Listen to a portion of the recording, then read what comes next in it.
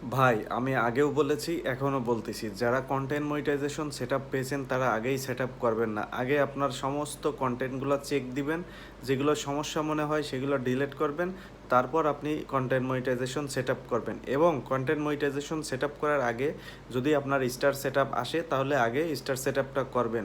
এছাড়াও content monetization set up করতে যদি কারোর সমস্যা হয় অবশ্যই আমার সাথে যোগাযোগ করে সম্পূর্ণ বিনামূল্যে করিয়ে নিতে পারবেন।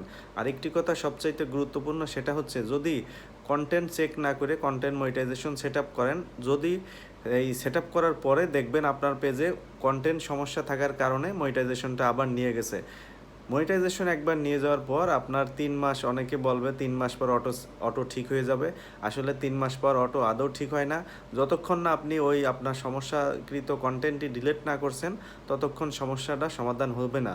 সো অবশ্যই কন্টেন্ট চেক করে দেন আপনারা সেট আপ করবেন। যদি কোনো কন্টেন্টের সমস্যা থাকে তারপর আগে ডিলিট করে দেন আপনারা কন্টেন্ট মনিটাইজেশন সেট আপ টুলসটি করবেন। ধন্যবাদ।